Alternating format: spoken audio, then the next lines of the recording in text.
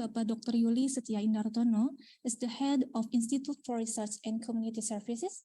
Good afternoon, Ms. Sufira Srivastava is an editorial director for Springer Nature, and our speaker today. Good afternoon, Ms. Mabel Tang is a director, customer engagement key account, APAC at Springer Nature, and our moderator today. Good afternoon to all ITB academic community. Welcome to Springer Nature Authorship Seminar with the theme, How to Get Published. Please allow me to introduce myself. I am Ajeng, librarian in ITB University Library. Recording in progress. I will be your host during this seminar. Now, I will inform you the agenda of today's seminar, which has begun with the opening. Then there will be a welcome address from the head of Institute for Research and Community Services. Next is the main agenda. There will be a presentation from the speaker, followed by question and answer session, and last is closing. I like to inform you again that the virtual background can be found in the chat room, and we will send a link of attendance list form and certificate in the chat room when the event is about to end. Okay, before we move to the next agenda, let's take a group photo. Please open your video feature.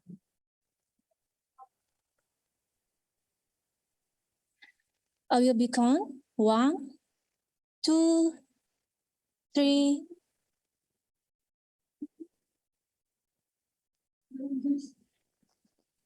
Okay, finish.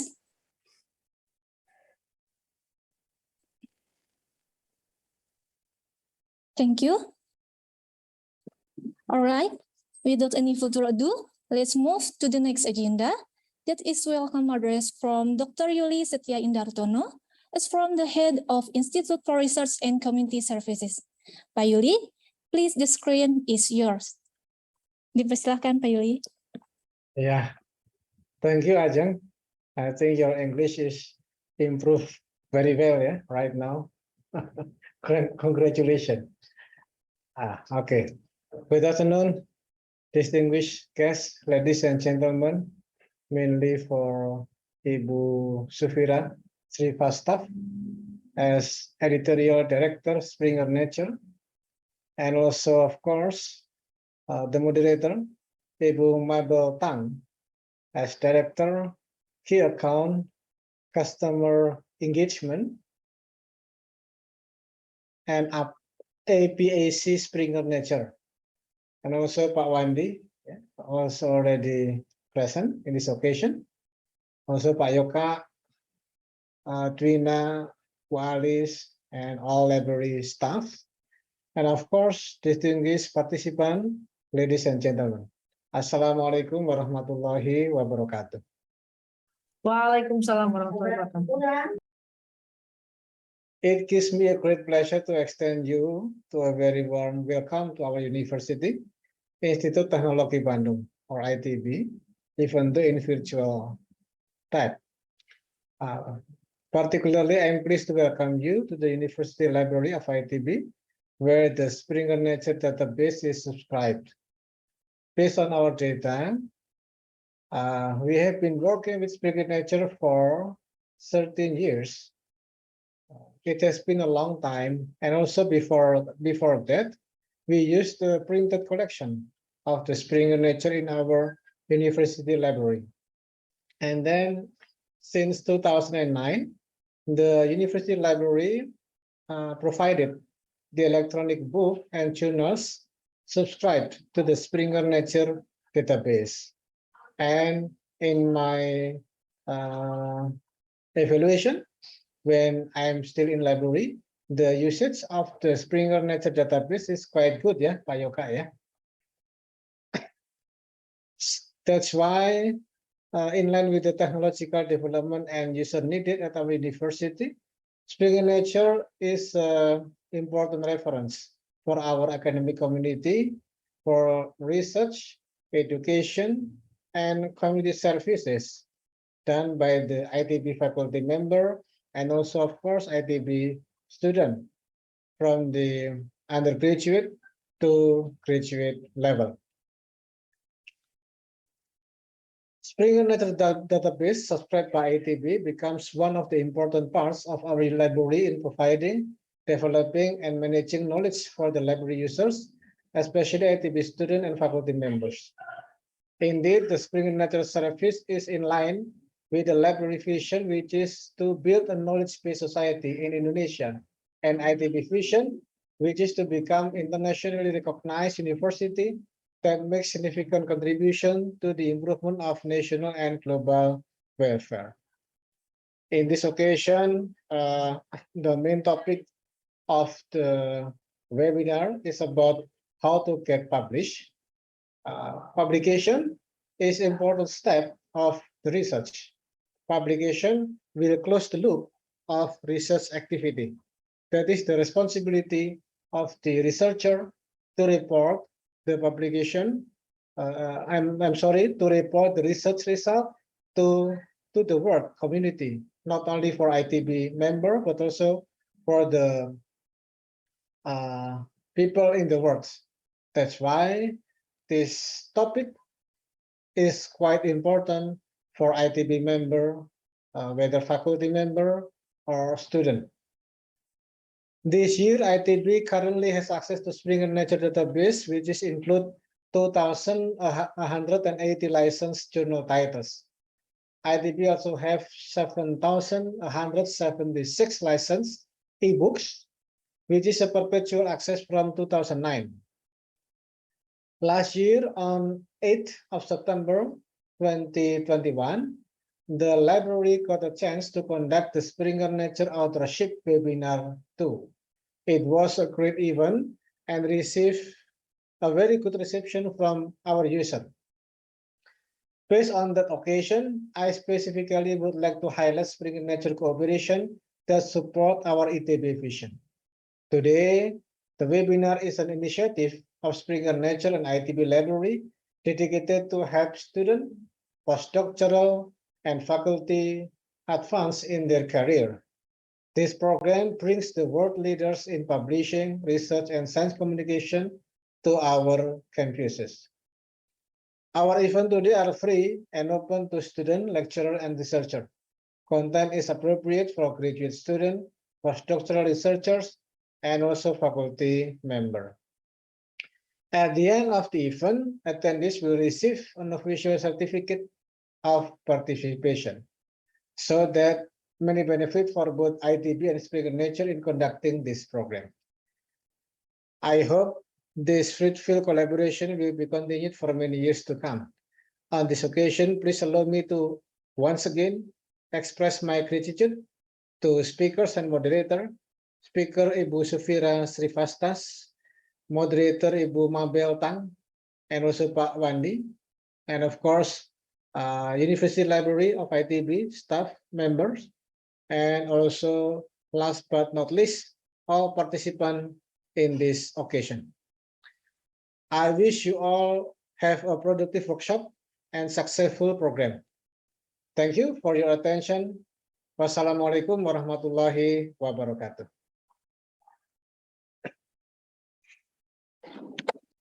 Oke, thank you Pak Yuli. Terima kasih atas sambutannya.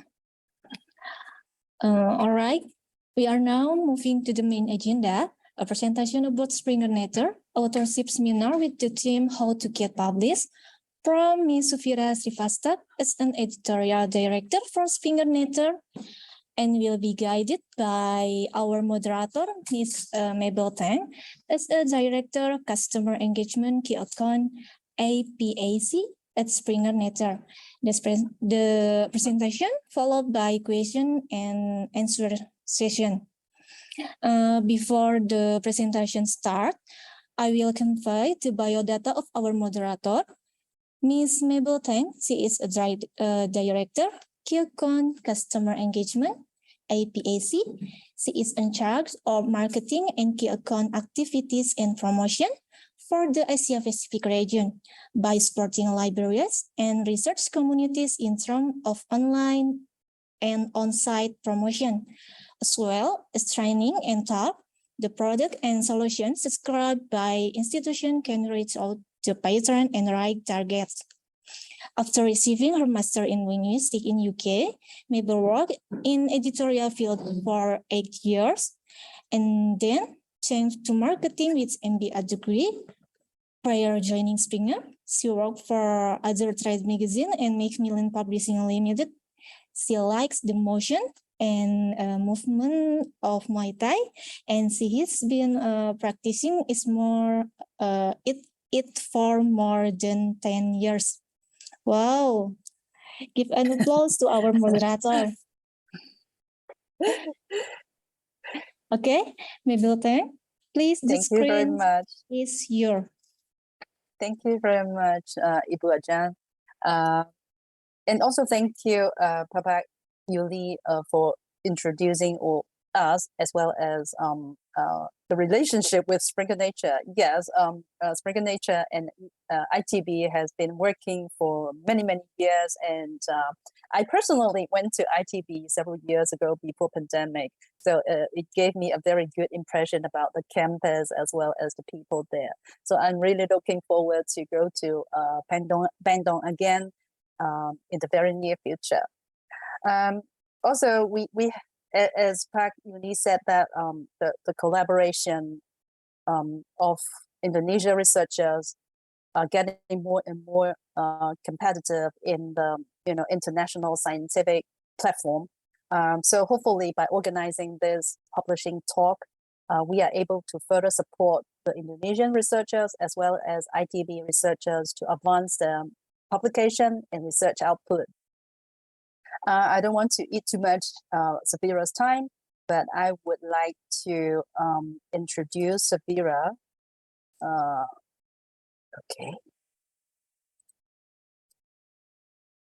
Okay. So Safira is our editorial director of journals, and she leads mathematics, physical, and applied science journals of India and computer science in Asia Pacific. And as part of Springer Nature senior leadership team, her whole team acquires, manages, and develops the most prestigious journals of the country. And along with Springer Nature flagship broad scope journal in computer science and under the special Springer Nature imprint. In her roles within the company, Safira has acquired and developed books, conference proceedings, and journals as part of computer science discipline, and also established major publishing partnerships and established book series with the awardees of different foundations or partners in the countries or around the region. And so without further ado, I pass it on to Safira. And also, if you have any questions, please type your question in the chat box. And at the end of the presentation, Safira will answer all your questions. Thank you, Safira. Thank you, Mabel. While I'm trying to set my screen, okay, and make this work.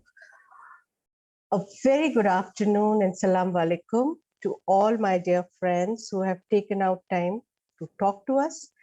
In fact, as I was saying to our colleagues that, I'm talking to you from India, Mabel is from Hong Kong, and this very aspect never ceased to excite me that we are able to connect to you and still talk to you and be of support.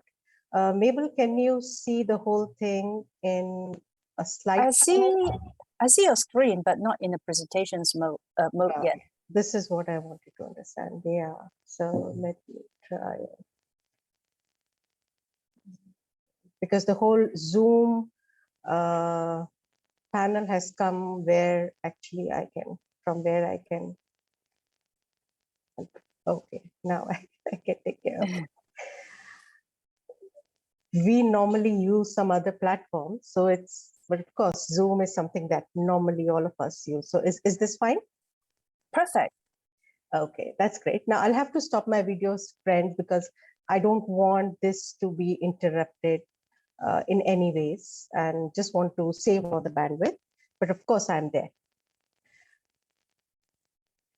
So as I said, we have gathered today to discuss how to get published. And that's a million-dollar question that any of our researchers, rather every of our researchers have. And what I'm going to bring to you today, as you can see on the next slide, is this, the logical manuscript structure, how the manuscript should flow, how you should write that. And once you have a manuscript in place, then how should you go about identifying a journal? What should be a strategy? And yes, there has to be a strategy when you're trying to publish in a good journal.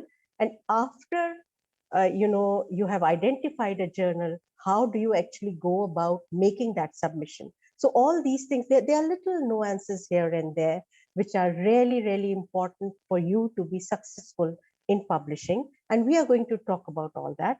And I've been with Springer Nature for almost a decade now, worked with a lot of editor-in-chief and multiple editorial boards across the globe. So what I'm going to bring to you today is a crux of what I have learned over a period of time, what I've gathered from talking to all these editorial boards and editor-in-chiefs as to what they look for in a manuscript. So that's something that we'll bring to you. Along with that, the secretive part of what goes behind the scene. When you submit, what are the things? What is it that you should be doing and you should not be doing so that you are very quickly able to get published? So in between, there'll be tips and tricks, and of course, tools and resources that can support you in being a smart researcher. Now you'll imagine, like you'll wonder, smart? Yes, in this digital world, we really have to be smart because there are so many journals, so many publishers, and so many authors all the time wanting to publish. So if we are smart enough, then we can go through the whole process quickly and efficiently. So let's begin. Before that, I'm going to share with you, now this is again another aspect of being smart, because when you go on the website of a journal, there's always this confusion for young researchers, especially, what kind of journal is this? Am I being asked to make a payment or not? And what are the various terminologies that you see on the website of a journal? So, just as you all do, like any online shopping, what do you do while looking at the products? You look very carefully at the product, like where is it manufactured? What is it that our other friends who have bought that particular product is saying about that? In the same way, I mean, the whole philosophy doesn't differ when you are trying to submit to a journal. So you should look very carefully at the website of the journal and see for stuff like if you see subscription journal or open access journal or hybrid journal. These days you'll even find another term, which is transformative journals. Now, what does that mean? Subscription journal, as we all know, somebody needs to subscribe to it. Now, in your case, your library is really kind enough to be subscribing to the e-journal packages. As a result, you get those journals freely available to you, digitally in libraries, etc. So that is a subscription journal, which means as an author, you do not have to make any payment. You just have to identify the journal, submit to the journal, that is it. And it goes through the peer review process. Now, open access, if you see a lock kind of a thing on the website of a journal, which means it is an open access journal. And in this case, article processing charges need to be paid. Now, of course, in countries from where we all are coming, there's always, this is a gray area that, we may or may not get supported for the payment of APCs, as we call it. But in like European world and in many of the other countries, the countries or the institutes have a deal with Springer Nature. These are known as transformative deals, and APC of those authors is directly paid via those deals. But effectively, for us as an author, there has to be a payment. In case of an open access journals, who pays that is a different thing. Funders pay that, or maybe these deals is from where the money comes in, but there is a payment. Now, in case of a hybrid journal, hybrid means a mix. So which means that these are basically subscription journals with a facility to publish open access. So this is a mix, and transformative journals are also the same thing, just that they are committed to comply with the open access, the Plan S mandate. That's the only difference. Otherwise, technically, hybrid and transformative journals are same. Now, having understood the difference between all these, let's look at the how do you actually come up with the structure of a manuscript. And I know, like, as a young researcher, if you sit down to write, there is so much in your head and there is so much that you would like to write, but when you actually start to write, there is this tussle, and it's so hard to even write the first sentence, isn't it? So how, let's see, how should you go about it? Now, have you ever thought that when we are communicating about our research, your readers have 4 main questions about your study, these 4, right? And because of this, have you actually ever realized that articles are structured in such a way that each of these questions that your authors the readers may have, are actually the various parts of a manuscript? So why did you do the study is actually the intro. What did you do is methods. What did you find is the results. And how does this pan out is actually the discussion. That is how the manuscript is divided. Now, before I go into how should you start writing, here is the first tip of the day. 2 things to remember and which are really the key. One is simple is the best. And this is really important because all of us are not native English speakers. And this is actually a problem. We think in our language most of the time, but we have to obviously write in perhaps English if we are trying to submit to an international journal. And that's where the problem comes. So we want to impress, obviously, because we want to get that article accepted. So in that, now we have, of course, Word there. You can, in Microsoft Word, you can easily find the synonyms and all those kind of things. And we try to use, as I call it, bombastic words, thinking, now I'm going to impress the reviewer and the editor. But remember that we have to impress them by your research. They can also be like you, and they may or may not understand those big words, those kind of things. And they are there to understand what you did, how you did, those 4 questions that your readers want answered. So keep the English simple. That's the most important thing. Use words that you can understand very easily, but grammatically, the language has to be very correct. I mean, if grammar is going south, then that's not really a way to submit. Secondly, while we are always in a hurry to publish, we always have to keep in mind that the foundation of academic publishing is peer review. Until or unless an article is peer reviewed thoroughly, you are given ideas, comments of the reviewers, you are asked to revise, etc. Until or unless all that happens, you will not get a decision on your article.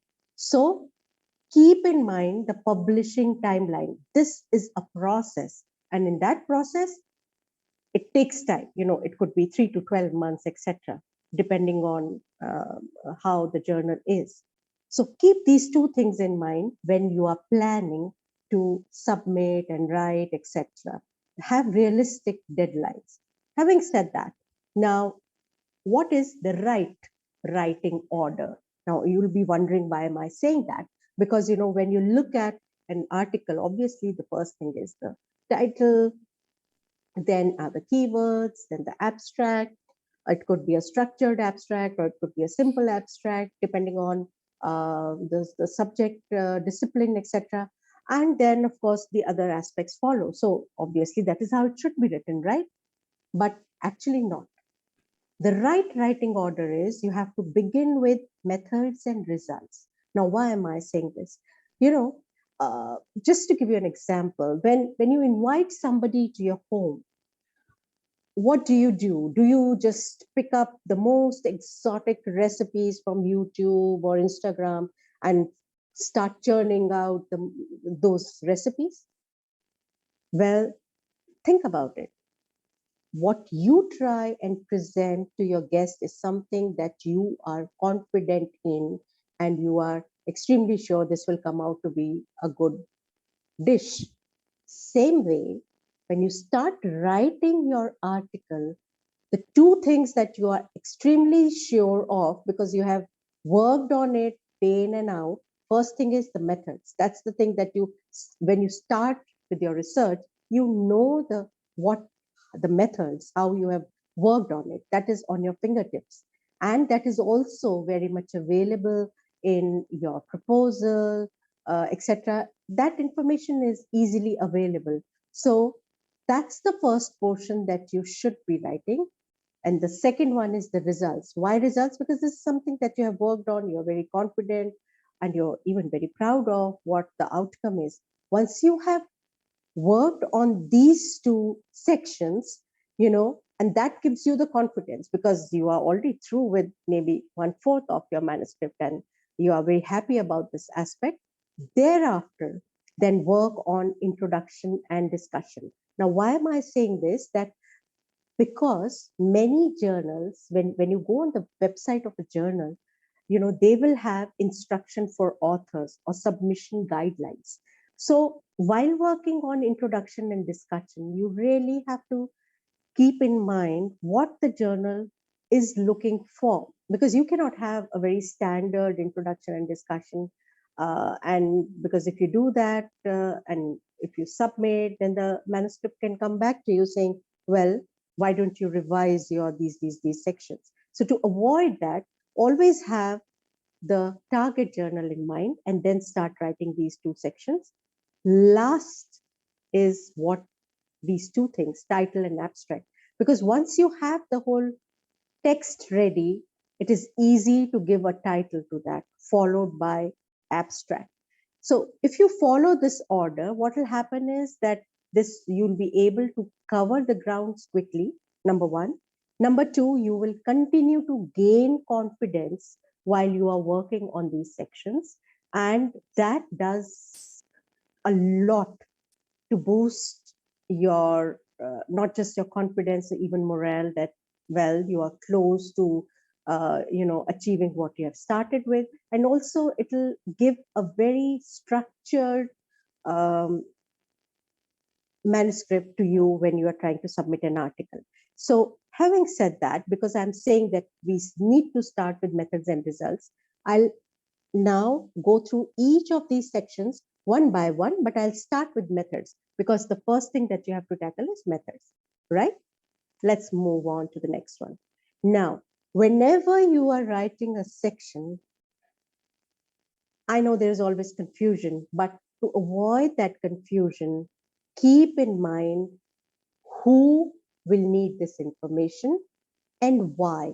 If you keep that in mind, then it is easy to provide that information. So the question that your readers want to know is, what did you do? And why do they need this information? Because obviously they are interested in reproducing your findings and build on your research. That is how we advance discovery. And so we have to be sure to include all the information our readers need, to critically evaluate our study design. Apart from that, the peer reviewers also, like when your article goes in reviews, this is the first section that reviewers are going to look at it, because if they find that there is a gap in your methods, gap in validation, then obviously they'll send it back saying, well, this study is not yet complete and it has to be re-looked at. And so you easily and quickly get your first decision, which is rejection. So keep in mind these two things. Researchers in your field and reviewers, they will be looking at this particular section. Also, now, how do you structure this particular aspect? First, you will need to discuss who and what was used in your study. Then need to describe how you performed the experiments including any controls necessary to validate these techniques. Lastly, you need to describe how you analyzed your data, the quantification method you used, or maybe the models, equation. You will need to even define all variables and assumptions and identify the statistical tests that you use to determine significance. And if you logically organize all the relevant information about the study design, you will have successfully answered the second key question, which you saw on the first slide. Now, this way, the section gets completed, and then we move on to obviously results. Now, do you remember what does this particular section answers? What is it that the readers want answered is what you found. So what we have to keep in mind that although you are familiar with all your findings, your readers are actually not. So if you do not logically present your findings, then it can be very, very confusing for the readers, even the reviewers. And if they are not able to understand, then the readers will not cite it or will not refer to it. So this is actually then an end of the road. So how do you actually logically present?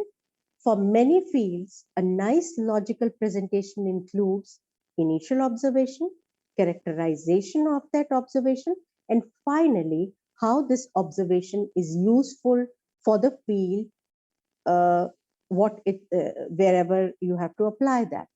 So, for example, like if I have to give you an example, let's say you fabricate a new membrane that can be used in, say, wastewater treatment. Well, that is your initial observation. So those findings should be presented first.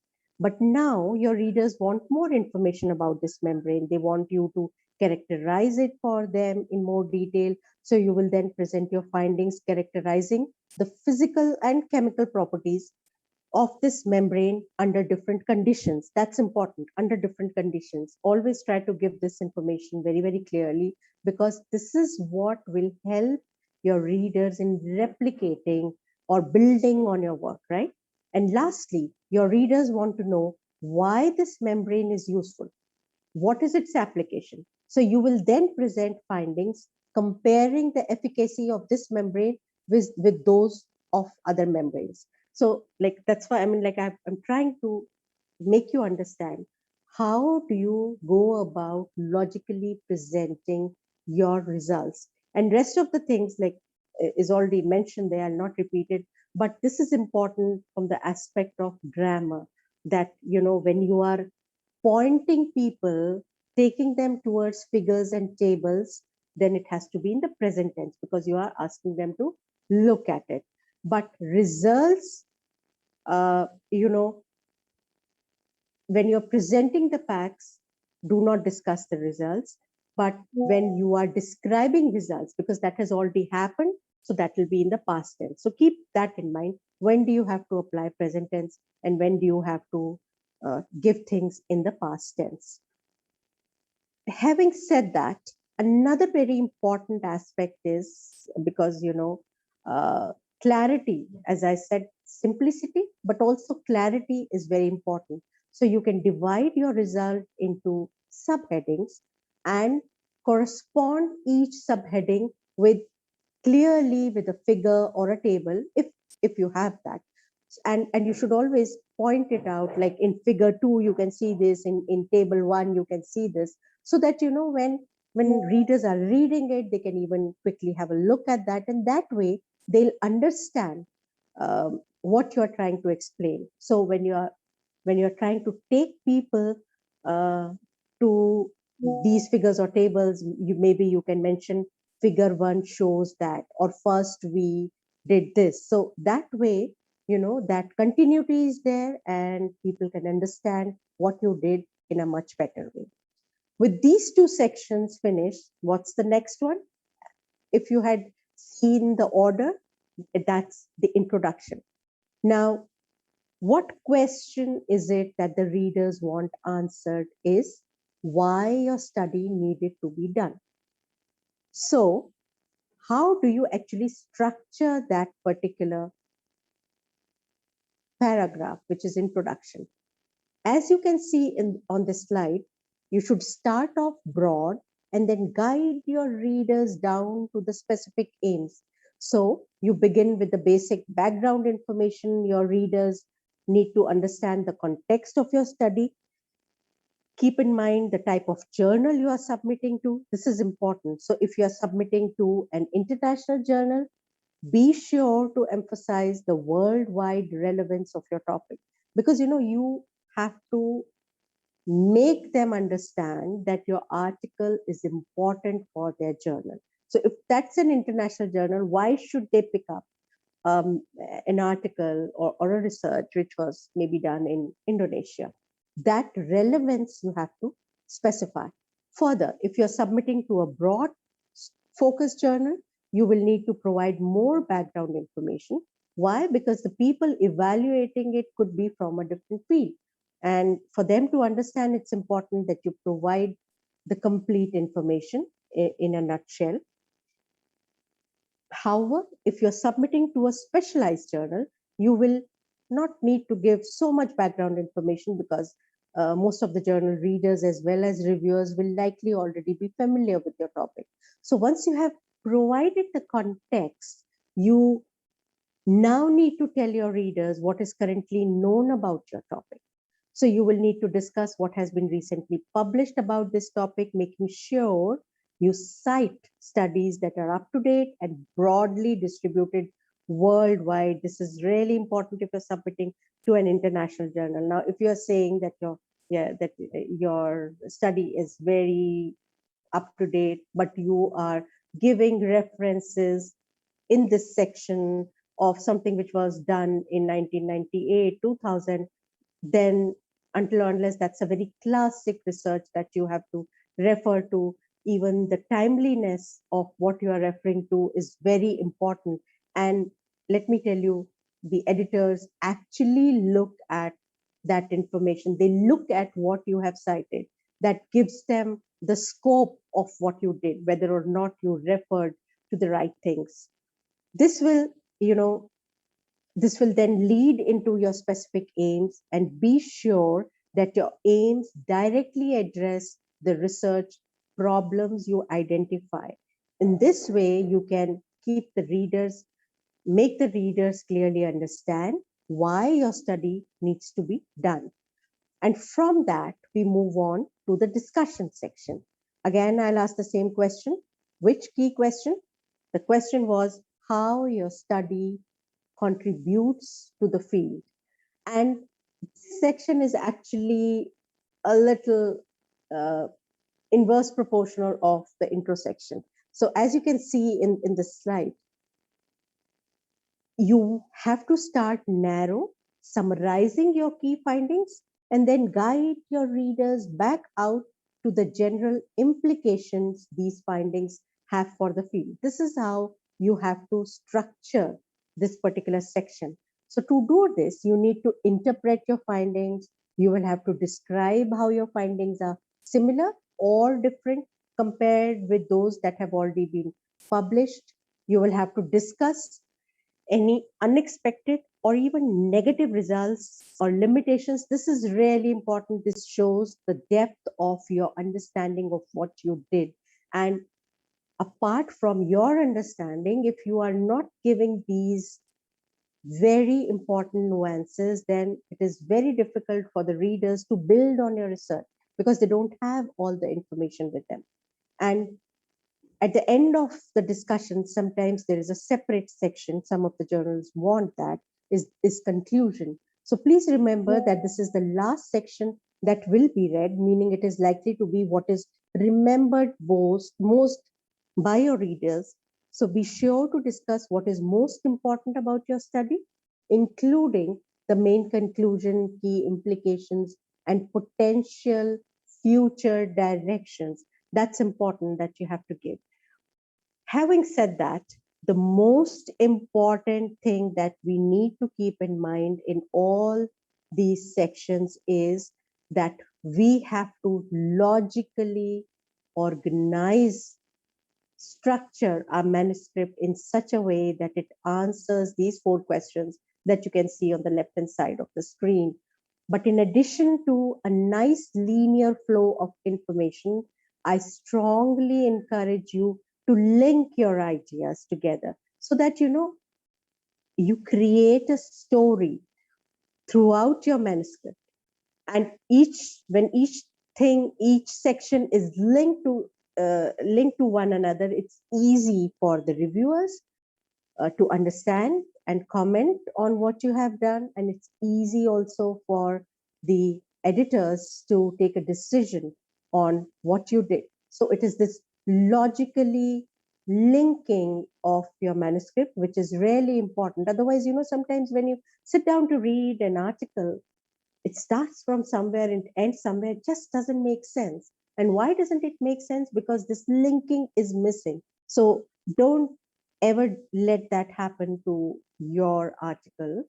So keep in mind these things. And having worked on all these sections, the next and the most, like, of course, we do not have polls right now, or if I would have been present over there with all of you, I could have asked you these questions.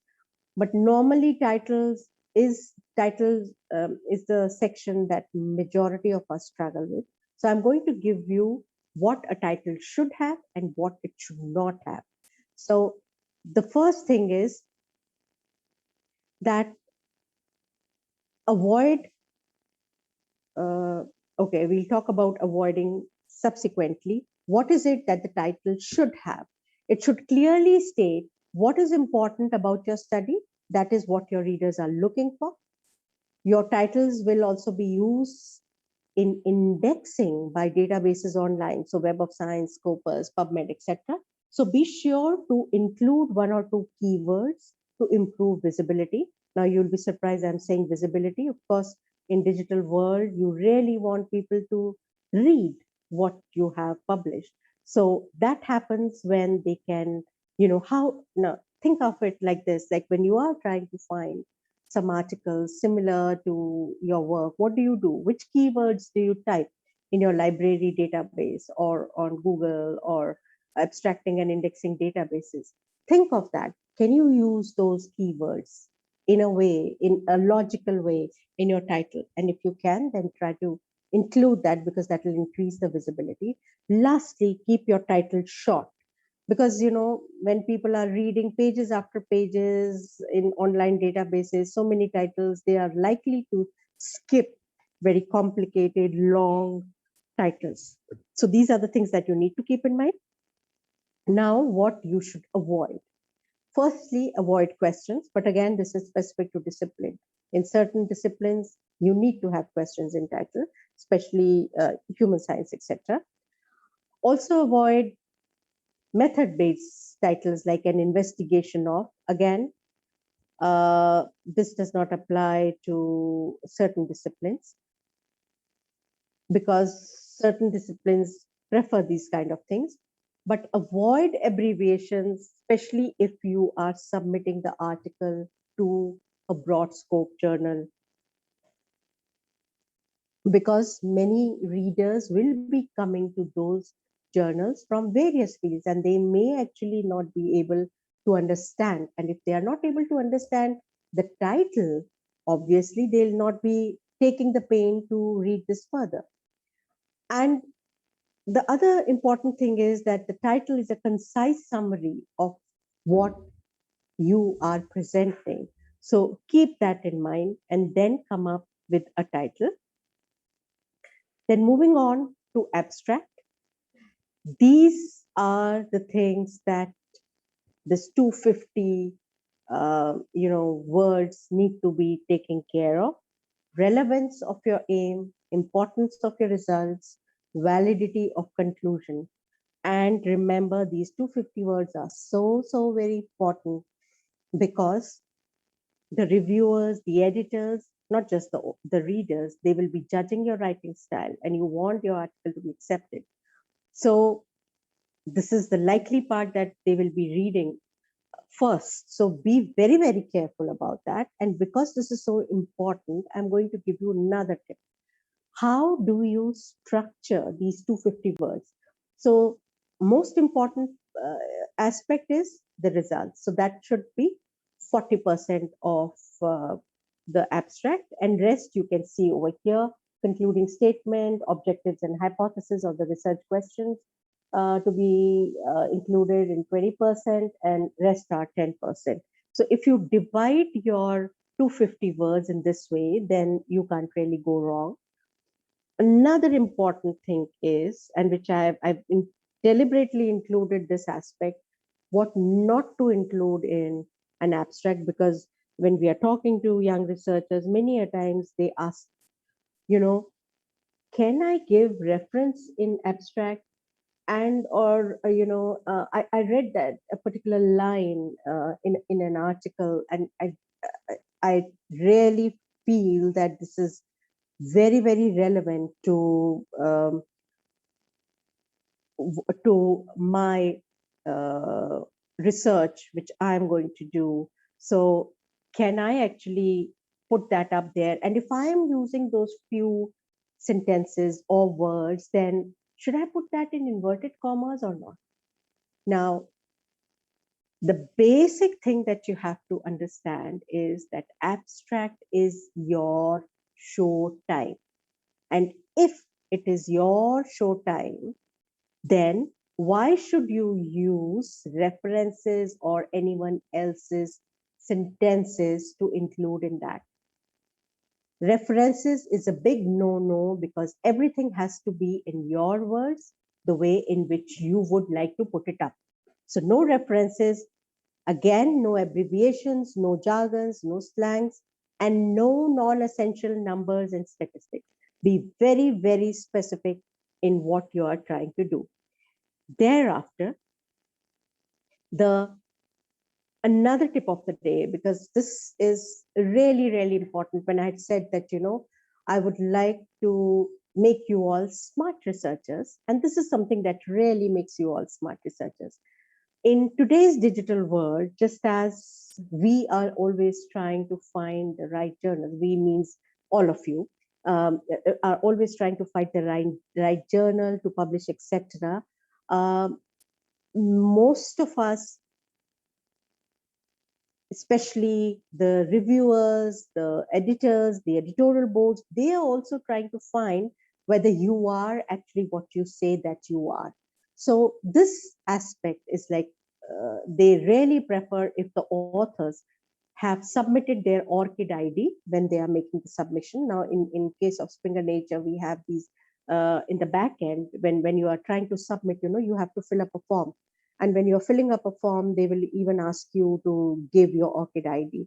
Now, that ORCID ID in the back end, once your article has been submitted, the editors and reviewers can actually click on your ORCID ID and can see the whole history of what you are, where you are working, where you have worked, etc., etc.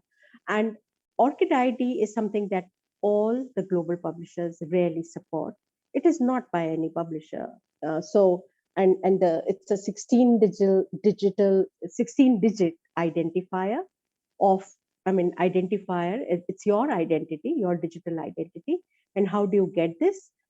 Just Google ORCID. You will reach to that site. It will not take you more than 5 minutes. Fill out that form. You will get an ORCID ID, and continue. When you submit your ORCID ID, this is how it is published. So against your name in an article, this is the icon, and when one clicks on it, you can actually see your complete ORCID profile.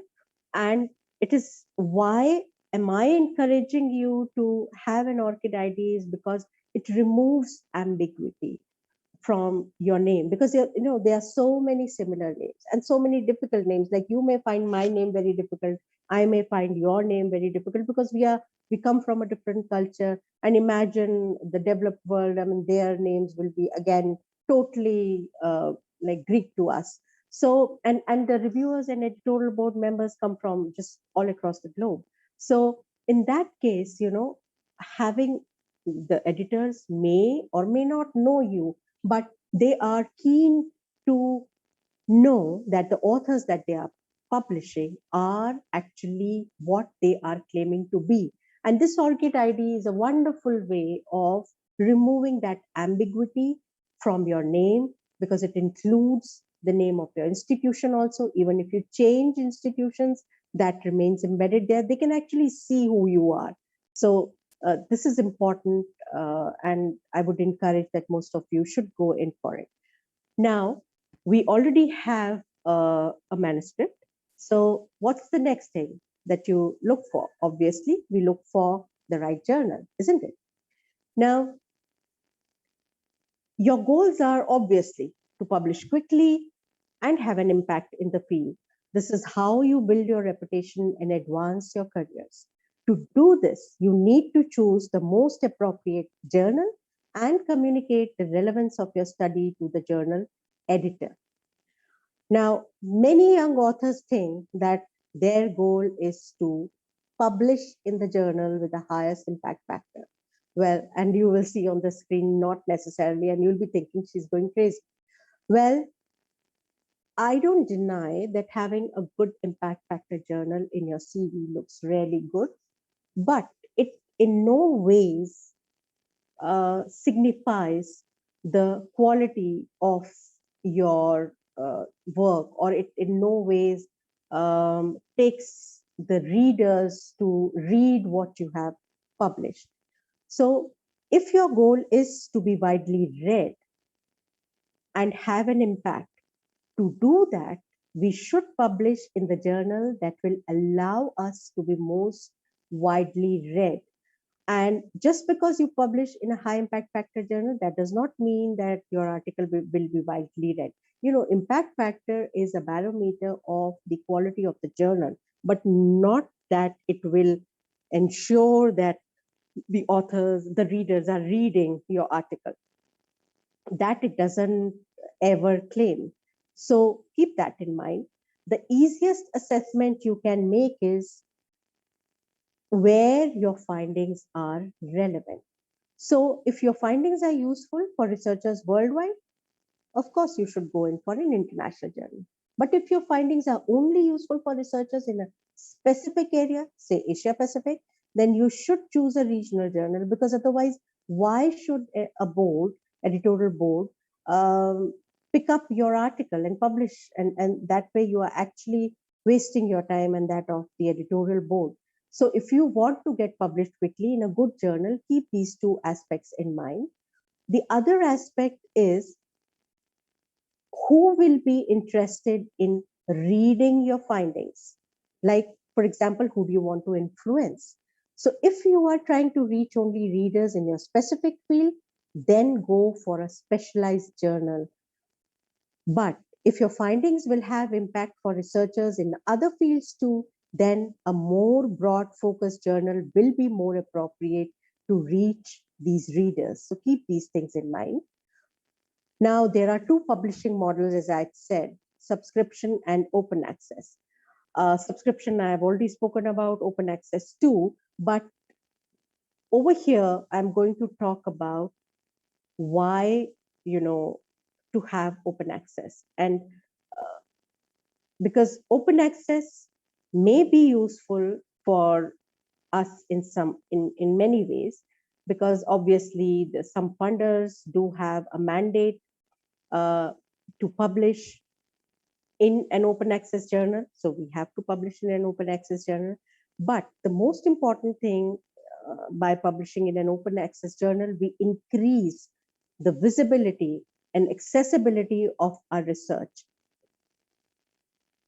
And when the visibility increases, then our downloads improve, we are cited more.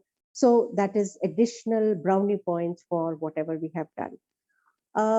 The other thing is that you continue to retain the copyright of that particular article. Now, but with this publishing model has also emerged many fly-by-night operators.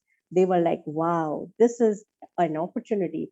There are authors who are willing to pay to get published, and they are always in a hurry to publish. So many predatory journals mushroomed here and there from the countries that we all come from. And that becomes a major problem. So, you know, if I receive a CV and I'm looking at where the articles have been published, that's the first thing I actually look at.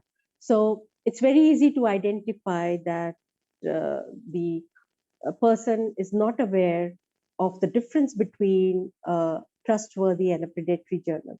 So let's see this very carefully because it's so very important for your career. Now, what are the things that you should look for? First is look for a reputed publisher. All these global publishers, the names that you see of, including Springer Nature, we are very, very mindful of what we publish. And we are also registered in all these journals, Committee of Publication of Ethics. So we have to abide, and we are always very mindful of the standards, the quality, etc. So a reputed publisher means that you are in safe hands. The second thing to look for is editorial board. Are those names familiar? Have you read their articles when you were working on your research, etc.? If those names are there, then you can be relieved because academicians of repute do not give their names like that to a journal. Then look for indexing services, whether the journal is Scopus indexed or DOAJ in case of open access, or it is in Web of Science or PubMed, etc. Each of these indexing databases have their own journals to be accepting your article. Even if you say that you can pay for 10 articles, your article may be rejected because, of course, no, this is just hypothetical. You don't have to pay for 10 articles. But just trying to make you understand that payment, if you are ready to make the payment, does not mean that a good journal will accept your article.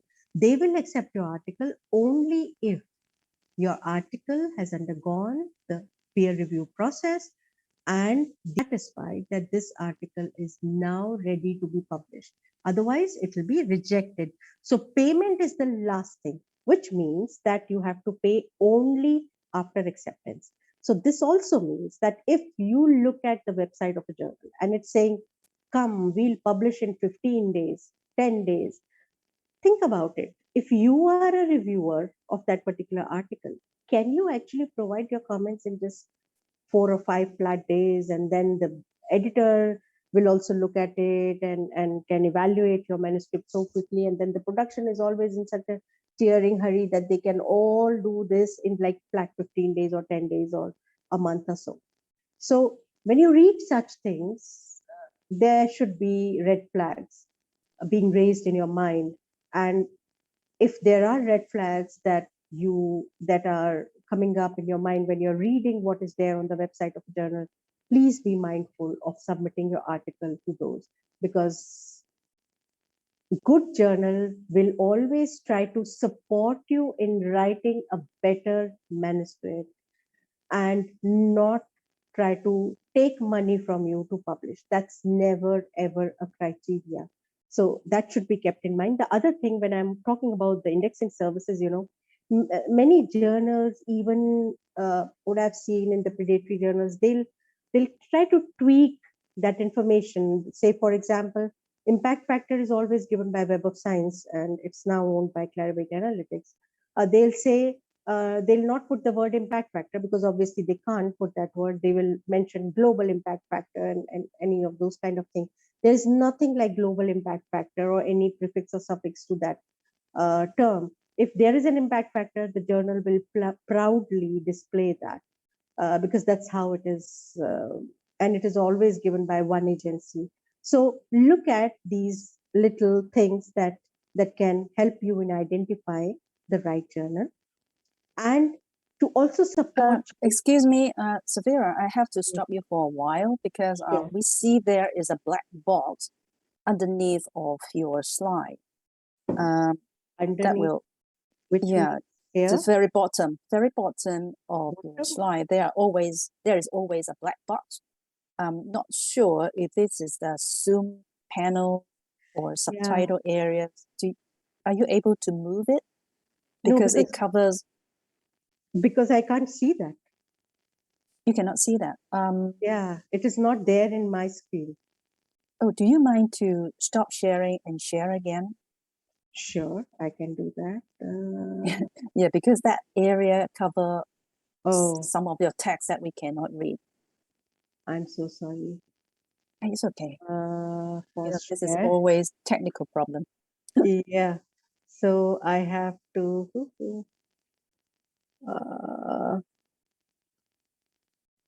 I've stopped sharing. Hmm. And should I resume sharing? But we still see your screen, so you are not stopping it yet.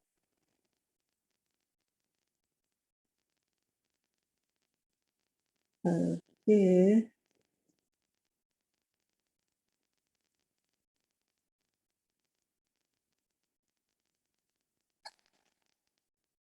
I think the stop sharing is at the very top. Yeah, of I your did that. screen. I did that. See that? But we Yeah. yeah, Is this? but we can still. Can you? I stop? can still see the black Okay. box. Yes. Okay. Is this And gone? then now we stop sharing. And do you mind to share again? Yeah, I'll do that because yeah.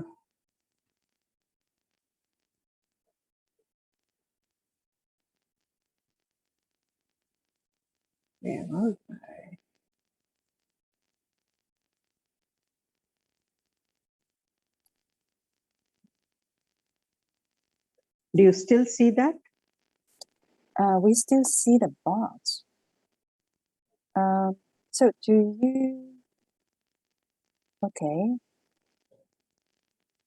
I think this is more like because we turn on the live transcript. So I think that may be the area for subtitles, and you hide the subtitles. So can you just go back to the Zoom screen instead of your screen? Okay. And do what? And can you move the box? So is it Because, showing the transcripts, right? Yes. Okay. Because I can only see my screen and I can't see what is happening.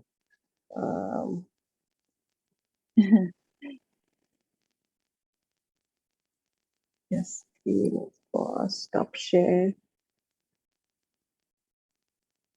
So now you stop sharing. Can you see at the bottom something like a black box? No, with- actually, nothing is coming in. Okay, nothing. Yeah. Okay, then it doesn't matter. We just go on with the presentation. So for all the audience, we will share the slides with you. We know that is a little bit inconvenient to read. But So- when we turn on the live transcript and also Savira's presentation, I Yeah. just hope that you are able to get it. Is there a way by which the organizers can remove the? I cannot move because I can only move mine on my screen, but I Okay, cannot move yours. I see. Because when I put this up, I'm actually not able to see that.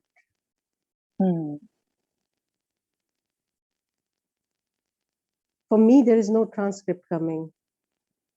Okay. It doesn't matter because we don't want to interrupt too much. But as I said, I will share the slides with all of you later on. So if you have any questions, then just type the question in the chat box, and then Safira will answer again. Yeah, I'm really sorry about this. It must be quite No annoying. worry. No worry. Okay. So I was talking about this particular aspect. Okay, let me go back. Now, in case of Springer Nature, we have tried simplifying things for you, and what you see over here on the screen is how you can actually you can identify the right journal. So for that, what you have to do is Google Springer Journal Suggester, and you will come to this particular site. Key in your tentative title and some manuscript text, maybe your methods, etc. And then, is it removed? Mabel? or is it still there? Is still there. Really don't know what to do about it. And Never mind. yeah, and then whatever is important for you, say impact factor, maximum time to first decision, indexing services which are important for you, open access journal subscription, whatever, you can simply key it here and then click on suggest journal. With the click of a button, you will get this kind of list of journals wherein you can submit. And of course, keeping in mind, how much are you in a hurry. Now look at the difference. When you see everything together, then you can actually identify what I was telling you about publishing timeline. Now, if you are in a tearing hurry and also want a journal with a high impact factor, obviously applied intelligence with the manuscript that I did the search is the right one. But then see the acceptance rate, only 14%. So which means they are rejecting majority of their manuscripts. Whereas look at multimedia tools and applications. It also has a decent impact factor, but it takes 106 days in just giving you a first decision. And imagine this is all like average, right? It's nothing to do with like each and every manuscript, it's the average, but their acceptance rate is higher. So the idea of giving you something like this is that you can make an informed decision. Secondly, you all can also go on the website of a journal and you can find all these things which are important for you. So you can see the speed, how many days from submission, acceptances, and if readership is important for you, then these days, number of printed copies has gone out of the window. It's mostly digital. So in the digital world, downloads have become very, very important. So look at the usage, which you can find over here, and the rest of the information like impact factor, etc. So with all this, you can actually take an informed decision as to where you would like to submit. That's important. Apart from that, like all the global publishers have come together to come up with this website for all of you, which is like thinkchecksubmit.org. Now, this is, you will not get a list of journals, unfortunately, but you will get a checklist. So when you click on check of this, you will get a list of questions. So if the journal that you are thinking of submitting answers yes to all of these questions, then you are in the safe place. So with all this, then you already have an appropriate journal and you also have a logically organized manuscript. What's the next step? We are ready to submit, isn't it? Now, successful journal submission has its own nuances. Most important thing, another tip of the day, is that always submit online, especially like for journals like Springer Nature, etc. That's the fastest, easiest way to get a quick decision. And for submit online, go on the website of a journal and you can find this button, click on that and submit. Also keep in mind that the journal editors are really very, very busy because they are full-time professors, department heads, academicians, and they always are wearing too many hats. So in that limited time, how do you attract their attention is very, very important. And that happens with your cover letter. Fine. So cover letter is the one that they will read. And especially if you look at the instruction for authors of many of these journals, then they specify that they need a cover letter, which means that they will really look at this cover letter. So always try to give the significance and relevance of their study, and also trying to specify why this will be of interest. Remember, this is what the board is reading, so clear and concise writing style is really very, very important. And because this is so very important, this just one page, so I'm trying to give you a breakup of what your cover letter should contain. It should obviously, think of yourself as, put yourself in the shoes of an editor-in-chief. What would you like to know? The title, Then the article type, whether it's an original article, review article, etc. Now, why am I saying that? Because many of the journals, like suppose if they are preparing their journal for the submission of evaluation of, say, ESCI, Web of Science databases, then they may be more inclined in publishing a review article. So those kind of things, like, so if they know what is your article type, that is going to be helpful. Then they would also like to know the background, the research problem of your study, then what you found, the study design, and why is this suitable for the journal. So when you read the aims and scope of the journal and you find something that the editor-in-chiefs or the boards are looking for, mention that in one line in the cover page. Any additional information, like if you would like to include or exclude some reviewers, some aspects of publishing ethics, depending on what the journal is looking for, always mention that in one page so that they can really take an informed decision and not reject your article very quickly. See, if your article goes through the peer review process, then there is always a hope that it may actually get accepted after going through rounds of revision. Apart from that, never ever take for granted various aspects of publishing ethics. Like, of course, there is no policing behind these aspects, but this, like, if there are retractions of your articles, that's always a gray area. That's an information which is easily available for all the libraries. They can easily understand that an article has been retracted and for what reasons.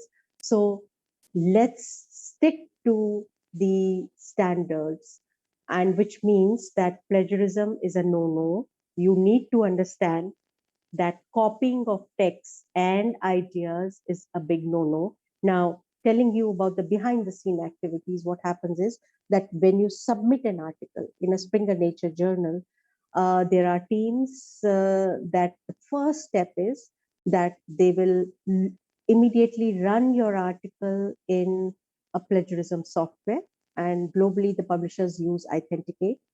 The report is stored in the system for the boards and the reviewers to look at and take their decisions. Apart from that, there are teams that actually go through the report and give their suggestions. Now, for example, if you had submitted your article in a preprint server, so the similarity index coming in that report will be, say, 80%, which is quite natural. But this does not mean that your article will be rejected.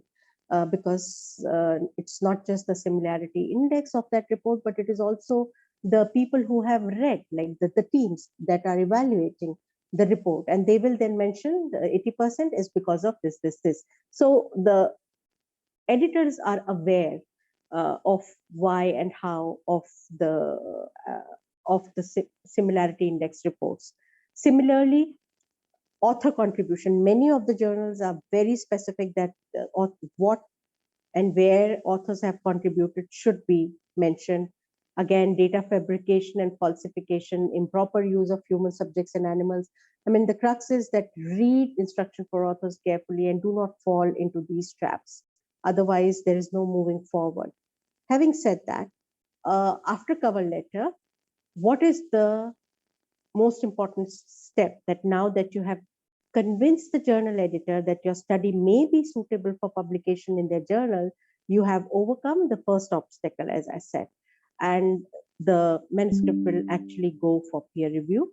And sometimes, this is the kind of feeling that you get, that all these reviewers are there to axe your work and shred it into pieces. Well, peer review is the process in which the experts in your field take time out from their busy schedules to give you their advice on how you can improve the quality of your study and your manuscript. By being externally reviewed, peer review ensures that only those studies that are most relevant for field and that are scientifically sound are published. This process then can directly influence the advancement of the field. This is the most important aspect of academic publishing. It's a positive process. So go through it with lot of clarity and positivity. That's one, because this really helps you to improve your article, which also means that when you are sending responses to the reviewers' comments, be very careful, because we have gone through this exhaustive process, and like we just make the submissions saying all the revision has been done. But again, do not forget that editors are really very, very busy. So what you are expecting them is to find what revisions were asked and where should they find that. Do not let that happen to you, because if you are asking them to spend more time, then which means the decision to your article will be delayed further. So in the response letter, briefly state what was revised, always refer to the page and line numbers. And what I've seen, like, in the back end of the systems where we receive the articles, that many people even highlight, okay, this is, and they submit in the form of a table that reviewer one comment ABCD, this is what we did, and this is where you can find it. We have highlighted in blue, yellow, red, those kind of things. So they actually ensure that the editors can quickly go through what has been asked and whether it has been undertaken or not, and decisions can be taken. This is a very nice way of taking your article towards a decision. So apart from that, because it's so very important, you also have to mention, do you agree or disagree? It's not important. It's not necessary that you always agree to what you have been asked to. If you have disagreements, mention that, but support disagreement with evidence. And then, of course, what revisions were done, where can that be found, how it was done. These things are really, really important in the revision. But after all that, sometimes the article still gets rejected. Is that the end of the world? Well, publishers like us, we are trying to always support you and provide good services. So, there are various reasons why an article can be actually rejected from a journal. When we statistically analyzed all this, we realized that many of the manuscripts are out of scope, so they are immediately rejected. And many are rejected after the complete revision and all, because there is still more work to be done. Maybe the latest methodology has not been used, etc. So, or if after all this, the editors still feel that maybe the journal is not the right one because they already have received too many or published too many such articles.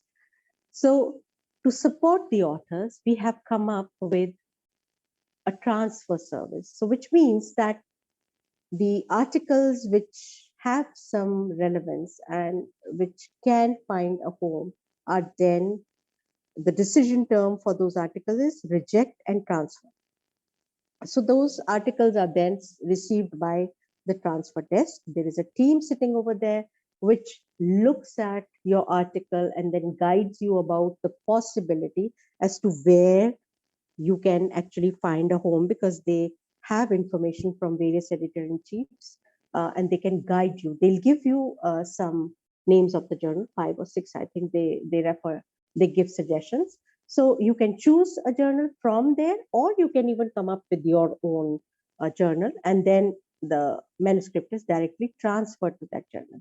Now, also realizing the fact that, many of these journals are niche journals, and there are many out of scope articles. We have also come up with broad focus journals, and under a new so-called the new imprint, because this was launched in 2017 and we are already in 2022. SN stands for Springer and Nature. Each of these are just one journal of its type in this area, and they have a lot of potential of taking care of your manuscript. And if after everything, if you are able to publish, then what should you do? Just put up your feet and relax and enjoy? Well, not necessarily. You are the best promoter of your work, and the ball doesn't stop with the publication. You need people to read, to cite your work, and to build on your work. That's really, really important. So present at conferences, reach out to your target audience so that you get more collaborations, more people read it. Make use of social media. That's the best medium. LinkedIn, Twitter, etc. And of course, never put your complete article over there, because that way you are violating copyright laws. Many of the global publishers, especially Springer Nature, we have come up with a technology by which you can simply put up a link. It is called shared it link. So simply copy paste that link, which you get on the publication of your article in an email. You can even find that link on a published article. Simply copy paste that link on the social medias, or if you're sending your article to your friends. Now, the benefit of that link is that anybody, even if their institute and universities do not have access to or subscription to those journals, will still be able to read that on clicking that on that link. They'll be able to read your article, but they'll not be able to download it, save it, print it, etc. So that way you are not violating the copyright law, yet you are becoming the best marketeer of your work, because every time anybody clicks on it, the article downloads are then accumulated in your article, and that shows the strength of your work. With that, we have submitted everything, we have published it all, we come to the end of our presentation, and now I'll stop sharing so that I can see you all and can also answer the questions that you may have.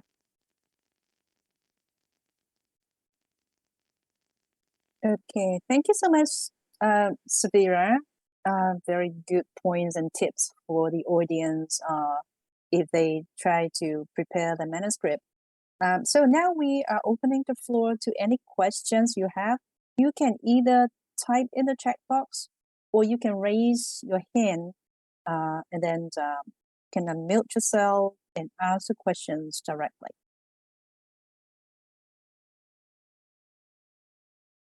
Okay, before we are waiting for some questions, I myself have some questions for you, Savira. Yeah, sure. Yeah. So, most of the countries in Asia, except, except Singapore or except Australia and New Zealand, they are more native in English. So do you have any tips to researchers whose native language is not English? So if they want to submit the manuscript to international, journals, what's your tips to them?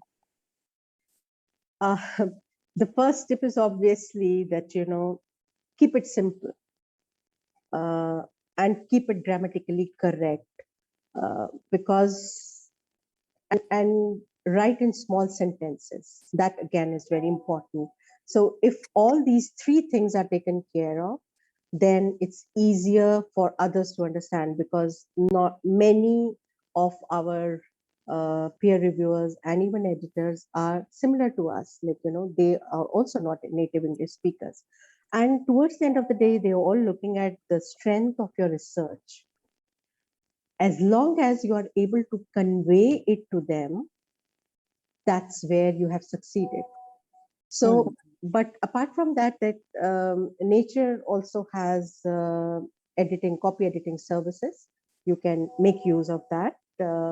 And there are experts who can copy edit your work and can support you in improving the quality of your article as far as English is concerned. Okay. So any questions from the floor? So don't be shy and type your questions, or just raise your hand to ask the questions. Okay, and before we are waiting for another questions coming in, I have another question for you. ITB is very strong in engineering, and your journals are mostly computer science, which I think is highly related to ITB research areas. So from your experience and expertise, what will you look at when receiving manuscripts? just based on the experience of your journal, because this is a good piece of tip to the audience today. The first thing that the editors look at, again, depending on the journal that you're submitting, is novelty of your work. You know, just like we are looking for, I mean, we means the authors are looking for a good journal, even the editor-in-chiefs are looking for the right manuscript that can add value to their journal. So the fire is burning on both the sides. It's not just us, but even the editor-in-chiefs who are always looking for the right manuscript, because they are also very keen to improve the citations of their journals. So if the article has something special, because many a times our researchers are doing run-of-the-mill kind of a thing, and they also need to put themselves in the shoes of the editor-in-chiefs as to why they should accept those articles. That is one aspect. The second aspect is the article type. That again is really important. Like, for example, many computer science journals may be quite willing to accept a survey article because that's quite cited. And they can be very, very timely also, that can add value to the journal. So that's something that they may be looking for. But again, I also know of the journals, if they are preparing themselves for certain indexing databases, they may not be very keen on survey articles. These are the little things that you may not find on any website or any journal's website. But in such cases, that's why we have transfer desk, that in such cases, the editors will know that the article is fine, and maybe it's not good enough for their journal, but it can always find a home in some other journal. So they'll always reject and transfer. But again, then we have sound science journals. Those journals may not look for novelty, but they may look for the right science behind the research. And of course, we have journals like Scientific Reports, we have journals like SN Computer Science, SN Applied Sciences. These are all sound science journals, and they are always willing to look at such articles. So these are a couple of things. But the other thing that, that we should look at is, when we are submitting, we kind of tend to ignore instruction for authors. That's really important, because the first stage, even before a journal checks the plagiarism, they the technical quality. And technical quality actually means the basic parameters that a journal is looking for. If those parameters are not met, then the article is immediately sent back to the author. So if you receive that, then which means that there is a gap and you have been able to overlook the most important aspect. That's why it has come back to you. So keep those aspects in mind if you are trying to submit. And also remember that in engineering and computer science, we have multiple conferences. And those are many a times the first place for our researchers to publish. But when you are submitting the extended version of a paper that has already been submitted to a conference, the way in which a conference paper is written or published is very different from that of a journal paper.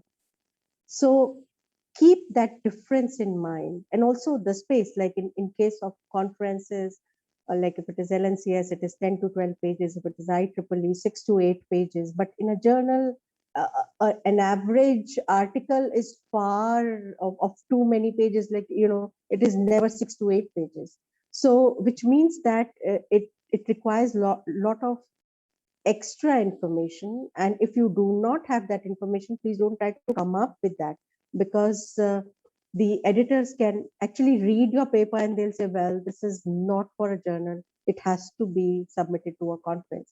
They can very easily identify that, and they'll actually reject that. So in engineering disciplines or applied sciences disciplines, we need to keep these aspects in mind.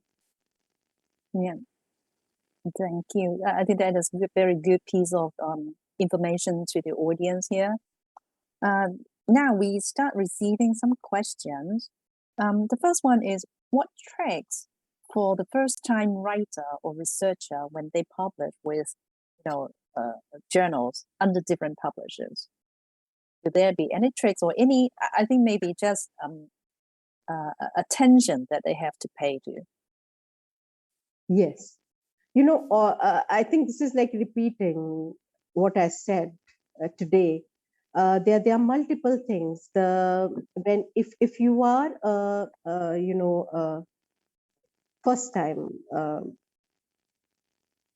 submitting an article, then the first thing that you need to keep in mind is your psychology when you're working on a manuscript. And for that, you need to always keep into consideration the right writing order. That's really, really important.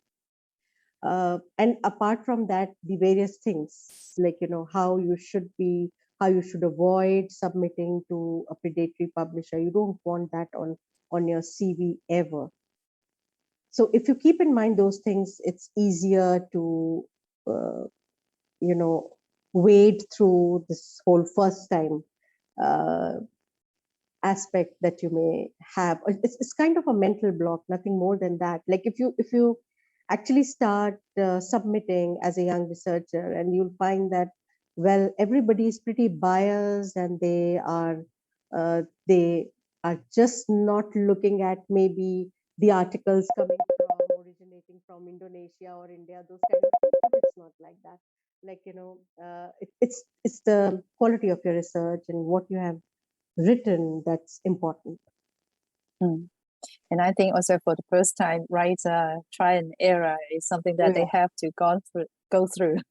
Yes, it's a nightmare. I understand that. Okay. Then the next question is, what kind of consequences if there is false information or data in the article? Maybe not intentionally have the false data, but if at the end the data is not very accurate, will there be any consequence? Yes, a lot. That's always, if the data is not correct, then it actually means that what you have published is not accurate.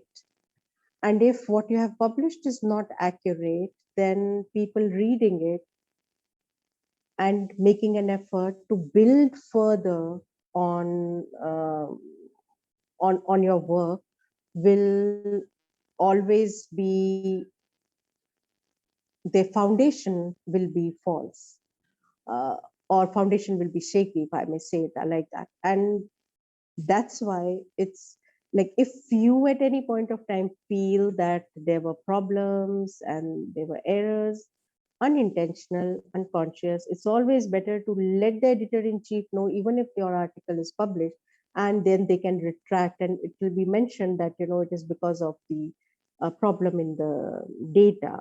So it's always better to remove that kind of publication, because, let's think of it from a different way. In the times of COVID, did we not realize how important it is to publish right research? Now imagine if the researchers hurry and to get that kind of glory, if they simply came up with a medicine and said, wow, this medicine works well, and there's the data and all. And if the data was inaccurate, imagine the kind of repercussions that it could have had on humanity. And there have been cases where there have been issues like this. So same way, even if your research is not of that, stature, or maybe not having that kind of impact, but there is always an impact in whatever field that you are working. So it's always important that we identify that and we remove that, because in the whole cycle of advancing discovery, your article, your data also plays an important role. Now, that is one thing. That is the ethical aspect of it, like as an author, what you should be doing. The second is that if you allow it to remain there, and if it is identified by someone else who were actually trying to build on it or otherwise, they can at any point of time, even after 20 years of that article being published, can get in touch with the editorial board of the journal.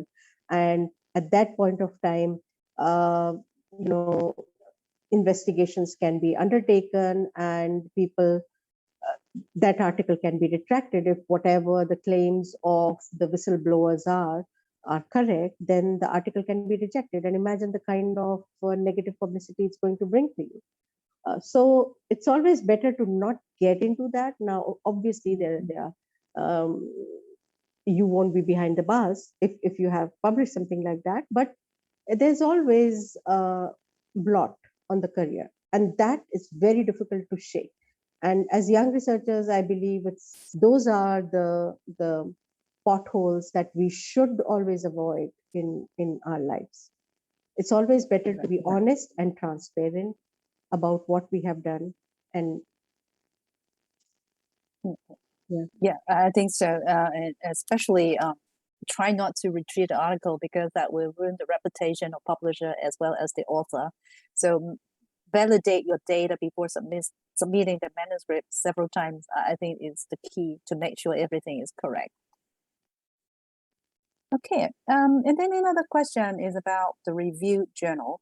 The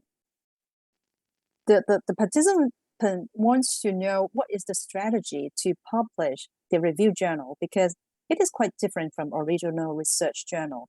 Any tips for review journal?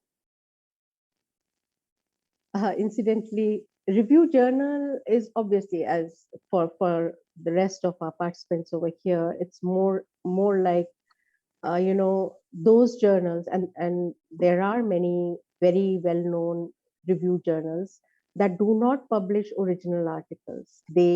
But that does not mean that those journals are of lesser quality. Those journals they give comprehensive summary or analysis, basically an analysis or a different kind of explanation of the previously published research on a topic, and those analyses can be eye-opener and give a different direction to the research or experimental results, etc. So those journals are very, very important, and these review articles are very important because of the critical evaluation of the data. And so, you know, one thing that I can say about publishing strategy in those journals is that many of those journals look at the aims and scope of that journal because they are very specific as to what they are looking for.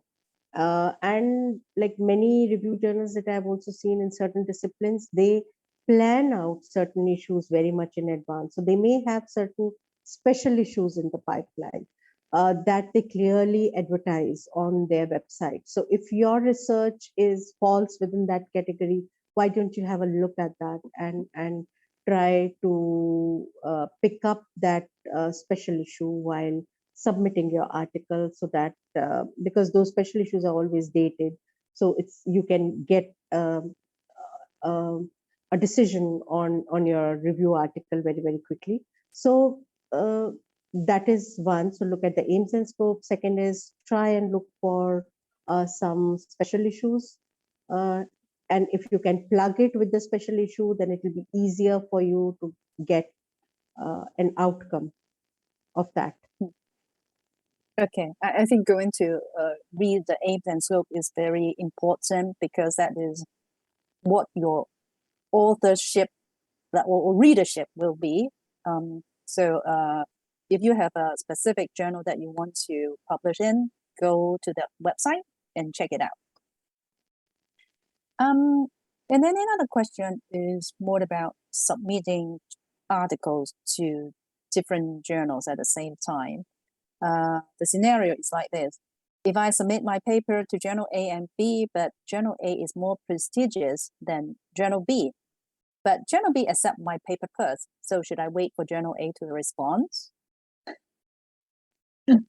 But first of all, should we submit to different journals at the same time?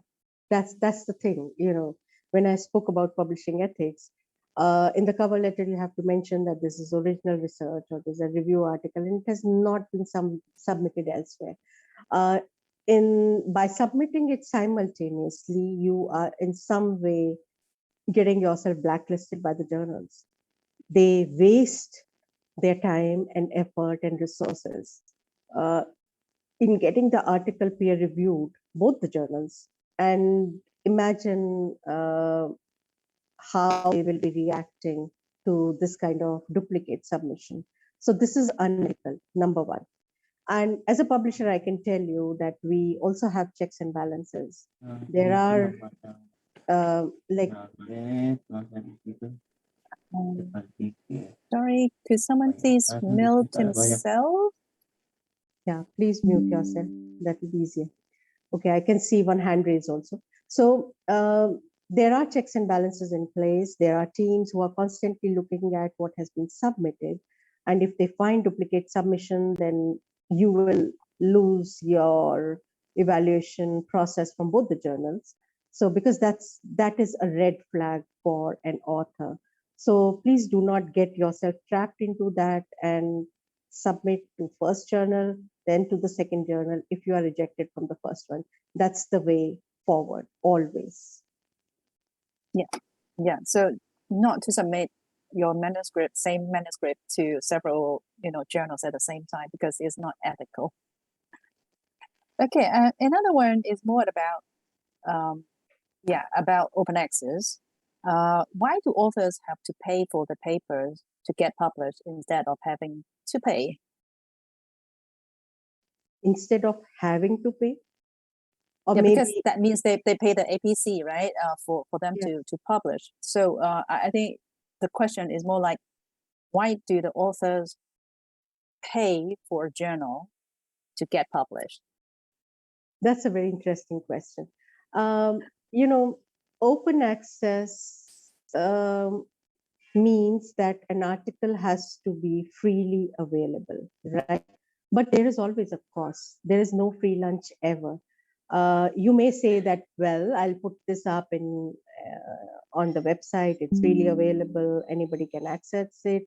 But let me tell you, the kind of resources which are put behind making your articles available. Just one simple thing, like, your articles can be read in any screen and they'll never be distorted. Everything will be as you see it on a big Apple screen or a small mobile or a Kindle or an iPad, etc. The article always flow. I mean, especially the global publishers, the article will always flow beautifully the same way as it has been published. And we don't even realize that this is happening because we are so used to reading it on any screen in the best possible ways. But just to make that happen, the amount of technology which is used, and it is an evolving technology, like having been with Springer Nature for so many years, I've not seen a single year when we are not making efforts to improve things, to redo things, to redo the technology, the systems or the websites or the platforms. Everything is getting is being changed to keep up with the pace, and all this comes with a cost. And if we have to continue to provide those kind of services to the authors, then the cost has to be covered from somewhere, because if we have to keep us evolving to the changing world of publishing, the cost has to come from somewhere. And to be able to do that, there are two ways. One is that subscriptions are sold. Of course, in that case, the researchers do not have to pay anything, do not have to pay individual subscription charges. That is paid by your library or consortia or university, etc. You get free access to the research. In the same way, when everything is freely available to you in open access, that money has to come from somewhere. And again, we are very, very mindful of this aspect, that why should the money be paid by the researchers? Just as you are not paying the subscription charges, we are really not interested that you should be paying the APC. That is why we are coming up with models, just as you see big deals by which your universities can buy these packages. Same way, we are also working on mechanisms by which you do not have to pay. The money has to come from somewhere. The bottom line is money is required. So for that money, from where it comes, either the funders pay for it, or there are deals that Springer Nature is coming up with. They are constantly evolving that as per the needs of the countries. So that's something where we are putting in our heads together and trying to come up with ways. I know that this is a problem in countries from where we come, like from where I come, or Indonesia, etc., that they aren't really organized mechanisms yet. But I'm pretty sure in times to come, these things will be taken care of, and authors will not have to bother about APCs at all. They will just have to bother about the quality of the research and collaborations and where to publish, etc. So I know it's $1 million question from where we come from, but this is something that publishers, along with governments, along with universities, are trying to work upon to make things easier for all of you. Yeah. And also there are always pros and cons for subscription model and open access. So depending on which one is more relevant or most important to you, keeping the copyright or getting the funding to support your research. So it really depends on your own final decision. That's true. Okay, looking at the time, we are able to answer one more question. The audience is from the Earth Science Department, and according to the timeline for the first decision on the manuscript submitted, and based on your experience, how much time that usually takes to wait for the whole process? I think from submitting manuscript to acceptance. Almost 6 months to 1 year. And that is why, if you remember in the when I was speaking, I had taken you all to the homepage of a journal. So on a Springer Nature journal website, you can see the average out. So in that, you can, in the journal metrics, as we call it, you can actually see how much average time is taken by that journal from submission to first decision and submission to acceptance. Of course, this is average, but it gives you a fair idea. It really answers this question of yours and can help you in taking informed decision. Yeah, always go to the homepage of the journal because you can find a lot of good information about the journal. Okay, I don't see any more questions in the chat box. So thank you so much, Savira. Very detailed and good tips for the audience about submitting and how to get published. So hopefully we are able to meet in person in the near future at ITB.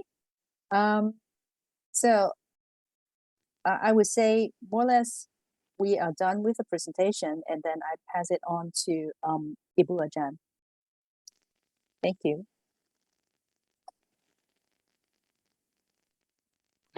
Okay, thank you to Ms. Mapletime for leading this event. Okay, finished, ladies and gentlemen. I would like to remind you to click on the link available in your chat room to get your a certificate.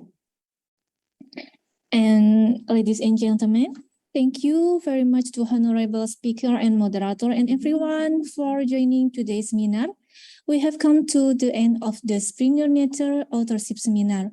We hope that this seminar will give you a lot of new knowledge in the field of publishing and using tools in the Springer Nature. Thank you. I am Ajan. Keep healthy. Always wear a mask. Keep your distance. Always wash your hand. Thank you. Assalamualaikum warahmatullahi wabarakatuh. Bye-bye semuanya. Thank you. Bye-bye.